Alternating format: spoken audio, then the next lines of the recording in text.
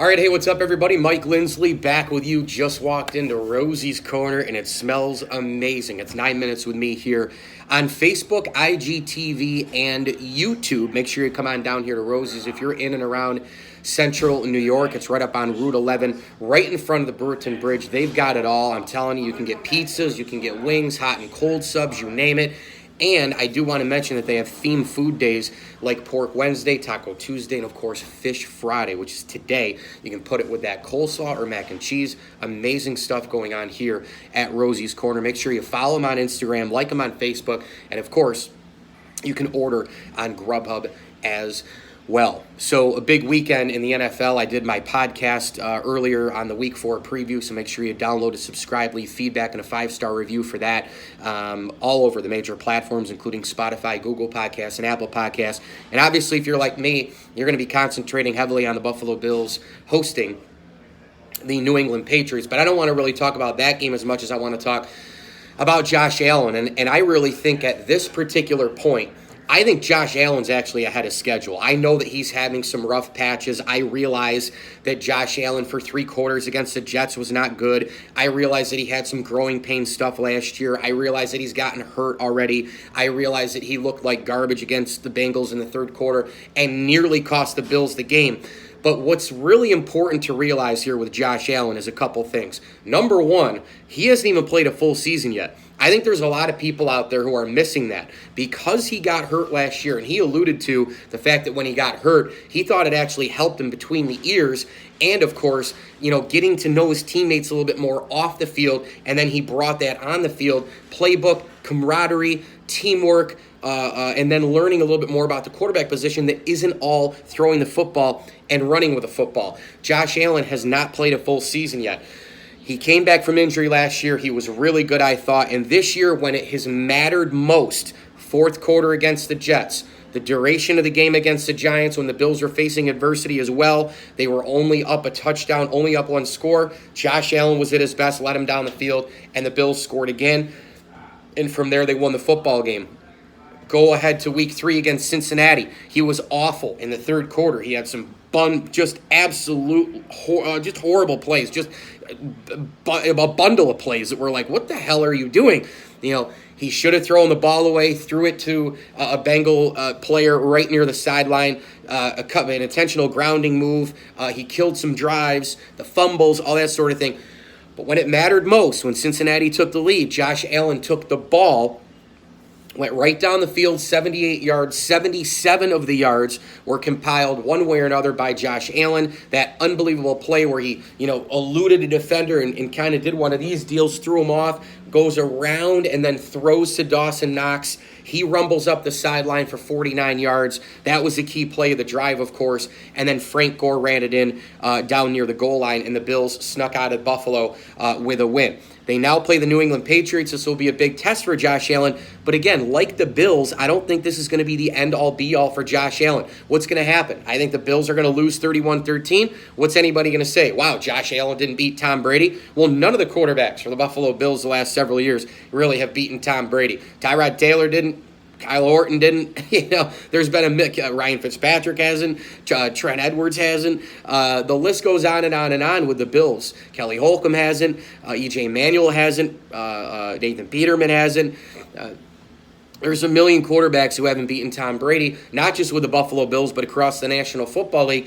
And look, Josh Allen, when he hits the bye after next week against the Tennessee Titans, that's going to be a full season played for him, okay? 2 more games will be a 16-game slate for him in total games in the National Football League.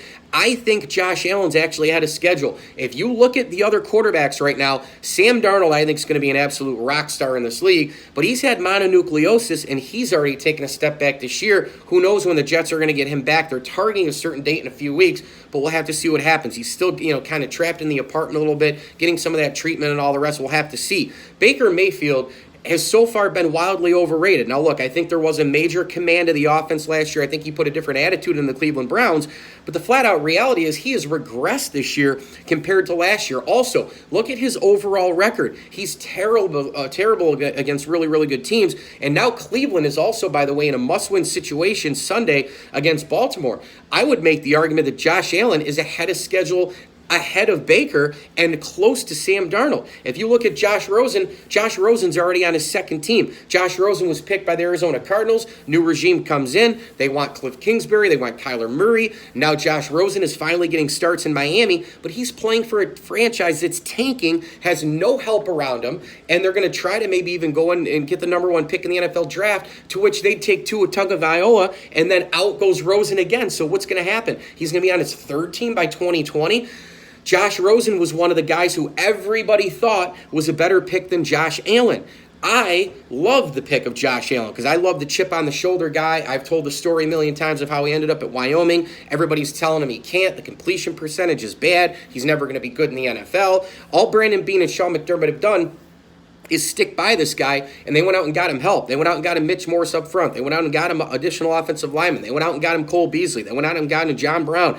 They have gotten him help. They got him Tyler Kroft. He's going to be back here in a few weeks. They got him Dawson Knox, drafted him in the NFL draft. They got him help in terms of the running back situation. They got him depth with Yeldon and Gore. They have Devin Singletary, who they drafted as well. This is a bottom line situation that they're going all in on Josh Allen, and I don't blame them. I like Josh Allen. He's a big, strong kid who can fire the football a long distance in the cold in Buffalo year in, year out. And I think right now, when you look at him and compare him to some other young quarterbacks from that NFL draft, he's probably ahead of most of them, and I think he's ahead of schedule for his personal career in Buffalo. Interesting comparison would be Lamar Jackson. The way he's playing this year, he's actually taken a major incline. The only thing is like Allen, Lamar Jackson has to watch it in terms of running the football. I know Lamar Jackson made those comments this past week in regards to, basically he likes to throw touchdowns more than he likes to run for them.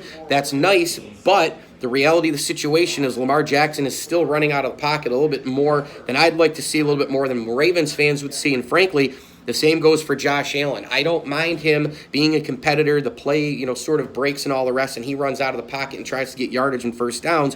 But the big problem, of course, is that it's that one hit that's going to do you in. What I don't want to see is the Bills play calling extra runs for Josh Allen. I don't want to see that because all you're doing there, and it's the old Eric Dungy Syracuse theory, the old narrative that I used to use all the time on talk radio. If you give Eric Dungy that much more time, that many more reps to run, you're just enhancing the chances. You're playing the numbers game, enhancing him in terms of the chances to get hurt. So we'll see what happens this Sunday, neither here nor there. It won't define the Bills how they are now. It won't define Josh Allen how he is now, even if they get blown out by the Patriots. Not worried about it. Josh Allen right now, in my opinion, is actually ahead of schedule. I'm here at Rosie's Corner. This place is amazing. It smells great. Fish Friday, you pair it with a coleslaw or the mac and cheese. You can also get their themed food Wednesday, a pork Wednesday, or their taco Tuesdays. This place is amazing. Of course, they have their chicken wings. Amazing chicken wings. They are so good. The gold, the gold. They've got the garlic parm. They've got the mild wings. You get hot and cold subs. It is endless here at Rosie's Corner. So make sure you like them on Facebook. Follow them on Instagram, and of course you can order on Grubhub as well. Jason, Jody, and the gang do a wonderful job. They're stocked full in the cooler. I'm looking right over at it right now. Ton of refreshments and, of course, pasta salads and other sides here at Rosie's. Great desserts, cannolis, brownies, cookies, you name it. I do want to quickly mention also tomorrow's a Syracuse game day. It's a noon kickoff at the Dome against Holy Cross, and what that means is here at Rosie's, any pizza wing combo, doesn't matter what it is, it could be a small in 24, it could be a large in 12, whatever, any pizza wing combo, you get a free 2-liter of orange soda every Syracuse game day. So enjoy that. I'm Mike Lindsley, 9 Minutes with Me, IGTV, Facebook, YouTube. Thanks for listening. Enjoy the weekend. And as I always tell you, enjoy the games.